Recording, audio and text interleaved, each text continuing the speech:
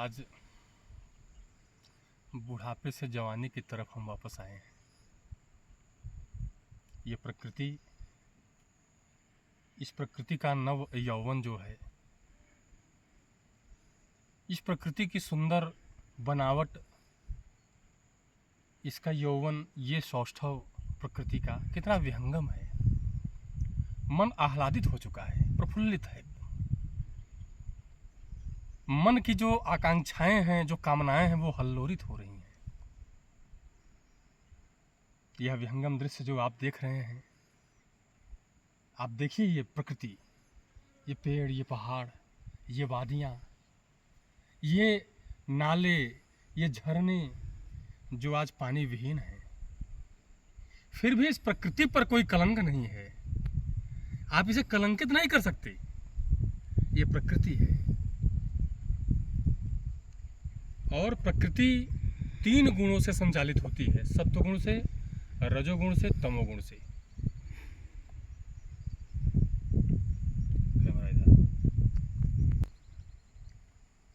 सत्वगुण भगवान विष्णु का परिचायक है, रजोगुण ब्रह्मा का परिचायक है और तमोगुण भगवान शिव का प्रतीक है। सत्वगुण से भगवान सृष्टि की रचना करते हैं, पालन करते हैं, और रजोगुण से ब्रह्मा सृष्टि की रचना करते हैं। वो पृथ्वी के परम पिता कहे गए हैं। हर मनुष्य उनकी संतान है। ब्रह्मा के द्वारा ही सृष्टि की रचना की गई है। और भगवान शंकर रुद्र जो हैं, वो तमोगुण के अधीन हैं। ऐसा नहीं कि तमोगुण के अधीन है, वो तमोगुण के प्रवर्तक हैं। वो तमोगुण नारायण के 3 अंश, शिव, ब्रह्मा, विष्णु, और सत्व रज तम की दृष्टि से देखा जाए तो विष्णु, ब्रह्मा और शिव, ये सत्व रज तम, ये 3 गुणों को लेकर इस सृष्टि की संरचना करते हैं। आज प्रकृति कितनी विरूपित हो चुकी है। आज आप विचार करें, शहरों में कोलाहल, गगनचुंबी इमारतें प्रकृति को दूषित कर रही हैं। ये जो हवा इस प्रकृति में मिल रही है, गड़ौरा पहाड़ पे हम लोग बैठे हुए हैं, ये मारकुंडी स्थित जो विंध्याचल पर्वत की श्रृंखला है, ये विंध्याचल पर्वत की श्रृंखला है। रामचरितमानस में आपने पढ़ा होगा, राजा प्रताप भानु के प्रकरण में विंध्याचल गंभीर बन गए, वहीं ये विंध्याचल पर्वत श्रृंखला है, जिसे विंध्य क्षेत्र भी कहा जाता है। लेकिन ये विंध्याचल पर्वत की श्रृंखला है, ये क्षेत्र काशी है। तो आज अनुभव करने की बात है, हम पंखा, कूलर और एसी की हवा लेते हैं। उस हवा में और इस हवा में जमीन आसमान का अंतर है। वो हवा रोक देने वाली है और ये हवा प्राकृतिक सुख, सौंदर्य और स्वास्थ्य देने वाली है। तो प्रकृति को प्रकृति के निकट जाकर अनुभव किया जा सकता है। हमारा जीवन जो है सत्वरजतम से मिला जुला है, हम उसी के अपशिष्ट हैं, या आप ये कह लीजिए कि हम उसकी सुंदर रचना है। अपशिष्ट तो कूड़ा कबाड़ा हो गया, तो कूड़ा कबाड़ा मान लीजिए अपने आप को, या उसकी सुंदर रचना मान लीजिए। इस जीवन को कुछ लोग कूड़े कबाड़े की तरह व्यतीत कर रहे हैं और कुछ लोग इस जीवन के परम लक्ष्य को, इस जीवन के परम लक्ष्य को उस तक पहुंचाने का प्रयास कर रहे हैं।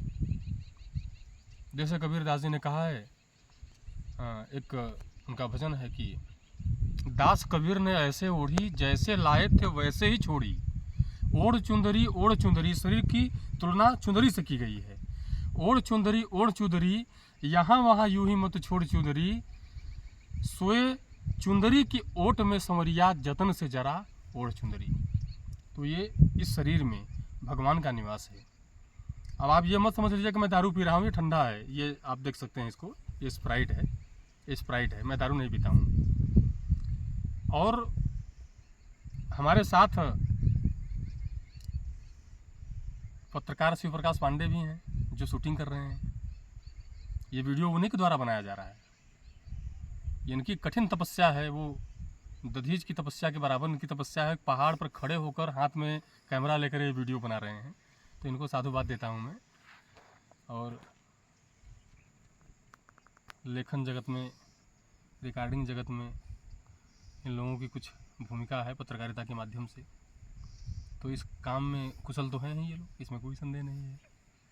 तो ये प्रकृति, हम प्रकृति की बात कर रहे थे। और ये जीवन तो नश्वर है, ये सब कुछ, ये जो प्रकृति का आनंद हमें मिल रहा है, एक दिन सब विलीन हो जाएगा पानी, और ये जीवन भी नष्ट हो जाएगा, सारे नाते रिश्ते।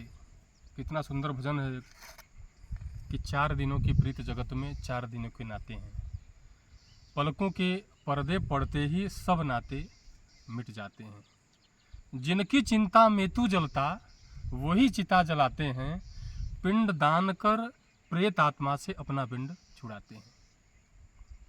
कितना सुंदर बात कही गई है।